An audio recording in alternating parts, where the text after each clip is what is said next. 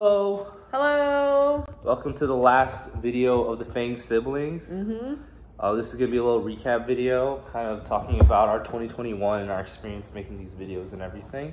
Yep. Made 50 videos.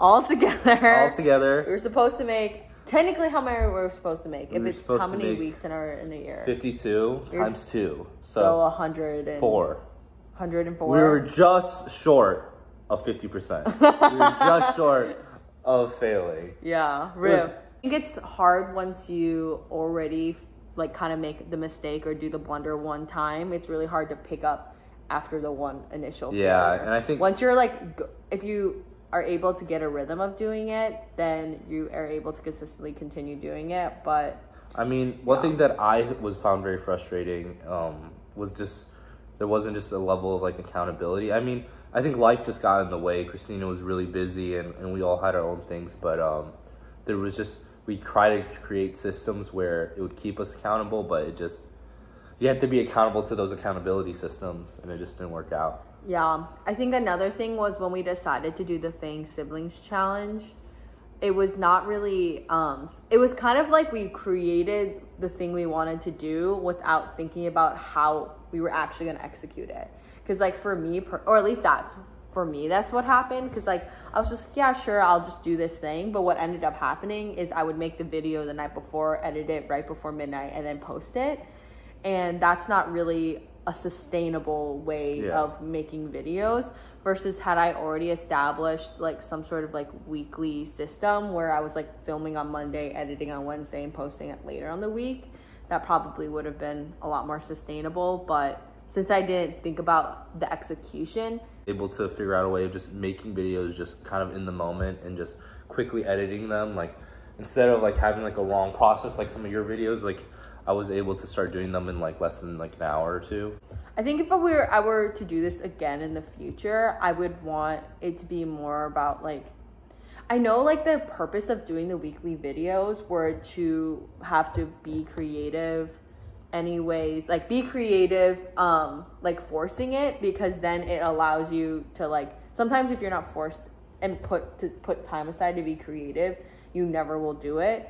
But I think if we had more time to just like let like when an idea for a video came up, allow it to happen versus like kind of like the forced creation, because then it became a chore basically. Yeah, I think especially doing it with another person, I didn't want to be that person being like, hey, make a video. Like it just really put a strain on a relationship, because whenever it's been me trying to make Christina do something, it's always been bad. And for good reason. Like no one should go up to you and be like, hey, where's your assignment? And I think like I obviously was the one who started and like failed in terms of doing the videos. And like all I have to say is like just an explanation is just this year was really rough at the beginning, and then once the beginning of the year I kind of fell off, it was hard to come back. No, once I was ready to come back. And that's why like I never really held it against you, because I understood how crazy 2021 was for you. Yeah. So it's at the end of the day, I was never like super mad. I just didn't know what to do. Just recap our 2021. So I wrote some questions. So what do you think was your biggest achievement of the year, and what do you think was your biggest failure of 2021? Well, I definitely think in terms of failure, I mean, definitely this channel is like my biggest failure of the year. And if, like having like a goal, wanting to finish it out, and me not being able to achieve that, I think was definitely a big failure. And I mean, I think if anything, I get to learn from this experience, and I still do have like the desire to make YouTube videos in the future. I just definitely think my way of approaching it will be different moving forward. And I also think in terms of, I think that would probably be my biggest failure. And then my biggest achievement, I did a road trip for around 2 months with Megan. We planned something out. We had been planning it for a year in advance. And so that was definitely, I think the prep was really good, and we were able to follow through with it. And it ended up being really amazing experience. I felt like I learned a lot. Yeah, I think the biggest failure of the year for me was probably the Ironman, just kind of backing out of that. It was something I'm really excited for, put a lot of work in, put a lot of resources in, put a lot of time in, and I just kind of felt like I was sacrificing my opportunity to do other things. And there was probably a way where I could have done both, but I just didn't.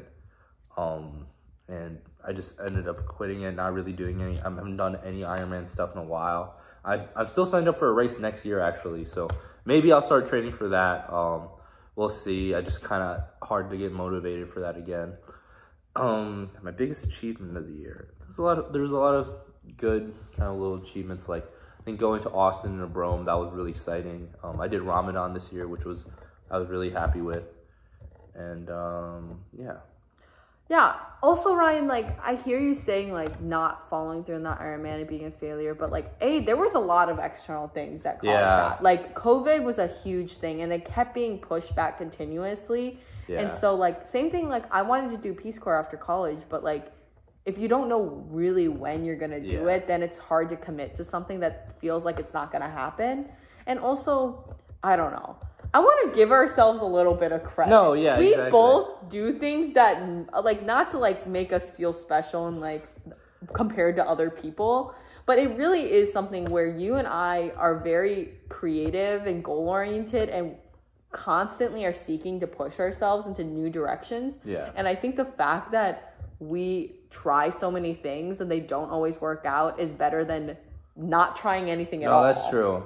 So, like, I'm glad we did the YouTube channel. Like, I don't care that it no, didn't yeah, follow me through neither. With it, yeah. You know, like. Actually, I would then say, like, in terms of that, like, my biggest achievement of the year was definitely just kind of getting out there socially, especially, like, trying to have more of a college experience. Like, there were opportunities to do a lot of things. Like, I got into a show at the beginning of the year, which was really exciting, but I was just kind of like, what is the benefit of the show versus what is the benefit of me going out and drinking? Like, people might be like, that's stupid. Like, obviously you want to do the thing that's productive, but for me, it was that experience that I hadn't had. So I thought it was worth it. Yeah, absolutely. And even though, like, I wish I had followed through on the YouTube channel, because I think there were ways I could have integrated it to my schedule where it would have been more, like, where I could have followed through on it. I also feel like this is probably the year where I've learned and grown the most as a person, completely. And because of that, I wouldn't really. You needed the reset too. Yeah, I needed a reset. I needed to, and like it kind of sacrificed things that I wanted to. Like, I mean, the person I was at the beginning of this year would not have foresaw what happened to where I am. Yeah, now. That's fair. So yeah. Okay, here's a couple of little fun ones. What do you think the song of the year was for you? All Too Well 10-minute version. It gotta be All Too Well 10-minute version. It's not Driver's License for you? Driver's License came out this year? I thought Driver's License came out last year. Or the very end of last year or this year. I was gonna say, because Driver's License came out at the beginning of this year, because you and I were driving. Honestly, that's fair, because Driver's License was a big one, because I think I really got involved. I think I learned what it was like to really allow myself to fangirl over female artists that I really loved, like Olivia Rodrigo and Taylor Swift. And I don't know, I think I learned that, like, for a while it was, like, not cool to, like, really feminine girly pop things, but I'm like, I'm just all about embracing who I am, and if who I am is someone who likes basic ass pop music, then that's the person that I am. Yeah, Driver's License or All Too Well 10-minute version. I think I'm All Too Well because that's more you. What do you think is the song of the year? For me, I don't know. Driver's License. You also love Driver's License. We listened to Driver's License a lot, especially at the beginning of the year. I don't know if there's any song. The song I listened to most this year that I hadn't heard before would be definitely the Frank Ocean's Moon River. And I think there was just kind of this different kind of aesthetic, and also kind of just like, I was doing a lot of just kind of like painting and like writing, and there was like this kind of couple month period, especially like first semester this year, where I was just doing a lot of that kind of stuff, and it really just kind of matched that mood. Best book or movie of the year? Best book or movie? I think movie for me is Shang-Chi. I love Shang-Chi. It was so good. Shang-Chi, yeah. I don't know. Do you say the Americanized version or the Asian version? You say the Asian version. They said it in the movie. They were like, oh, your name's Shang-Chi, but your name is Sean. It sounds exactly the same. It's to teach white people how to pronounce it. Yeah. And so they want people to say Shang-Chi. And my favorite book of the year it'll be either be I reread Dune, and that was really good. And I read this book called Why Fish Don't Exist, and that was really good. I read that in a day. What was it about? It was a story about this guy who kind of is one of the biggest fish taxonomers. Basically, he discovered a bunch of fish and labeled them, and he was this huge scientific figure. He was president of Stanford for a long time, and she kind of found this. It was like about it's kind of autobiographical, but it's like her kind of discovering this stuff about this guy who basically was trying to create order in the world, in a world that she felt was like constantly in chaos. She's like, how did this guy find this order? And it's this kind of exploration of this character, and then it kind of breaks it down and rebuilds it, and it's really fascinating. So my book and movie of the year, I think book of the year has to be The Gifts of Imperfection by Brene Brown. Oh yeah, I read that too. Yeah, it was I think I have 3 books now in my life I can say have effectively changed the way I view the world. That is one of them. The first one's The Fault in Our Stars, which is like dumb, but it's not dumb because like, okay, I understand, like, on the surface, it's just, like, a book about kids who get cancer. But, like, deeper, like, it told me, like, I think when I was younger, I cared a lot about trying to make a big impact and make the most difference ever. But what that book is about, especially with kids who die at a really young age, that making a small difference with the people who are in your life now, that, I completely agree. That's how that book That was the first time I ever, like, because you're always told about big, epic stories and being the hero of your own story. And, like, everyone around you is trying to build you up and make you bigger. Yes. So that is, like, the first time, like, I know, I completely understand. The second book is I Am the Messenger by Marcus Zuzak, who wrote The Book Thief. And the third book definitely is Gifts of Imperfection, which I think those other 2 books showed me how I want to be in relation to other people. But this Gifts of Imperfection helped me understand how I want to be in relation to myself. Yeah. And then movie of the year, Shang-Chi was a really good one. That was a really amazing experience. I don't think I've seen a lot of 2. If I can't think of the other movie, then there probably isn't another movie. No, I don't think so. Well, anything you're looking forward to 2022? I think the thing I'm most looking forward to is I felt like this year was very much like relearning about myself and creating a relationship to myself. And I think this is the most... I mean, I used to tell you this all the time, how, like, I don't, like, let myself think. Like, I don't like to let myself be alone and think about things just because I feel like that involves having an internal dialogue. And before, I didn't really have much of an internal dialogue. And I think now I think a lot more. I think you associate your internal dialogue with your anxiety. Yes. Of being, like, uncontrolled thoughts. Like, when you were thinking to yourself, it was uncontrolled. Yes. And I think you've really kind of reestablished that relationship. So the last thing, kind of things I'm looking forward for 2021. I don't know. I actually feel like kind of this is in terms of like my professional self and kind of a lot of like my productive self and those kind of selves, that it's the most lost I've ever been, and kind of being patient with that and letting myself figure it out. But like I think this last semester was like the most fun I've ever had in college. And I just want to just keep that going. Like, I really want to have a very, like, fun and enjoyable and socially enriching and, like, really build these relationships and, you know, take advantage of the people around me for this last semester. And then, you know, hopefully I figure myself out in that time. But, you know, I'm just going to try not to worry about it. Because usually I'd feel this kind of unsureness and anxiety, and I'd force myself to give up everything, not talk to anybody, and figure out, like, what I'm trying to do.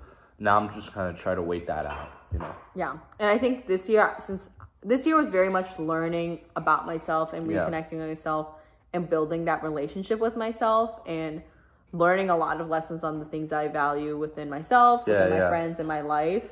And I think I just want to be able, I'm excited to apply that stuff to the future. And I don't feel like I know I don't think I have my life all planned out, but I think for the first time, which I think is a good thing, because I think you miss out on a lot of stuff when you are constantly thinking about these are the exact things you want them to go. Just live in the moment. So yeah, I'm excited. All right. Thank you for joining with us for 2021 of this very tumultuous kind of spotty journey, but it was a good one. It was good. Thanks for doing this with me, King Ding. Thanks for doing this with me. I love you, Didi. I wouldn't do this to anybody else. Yeah. Okay. All right. Bye-bye. Happy New Year.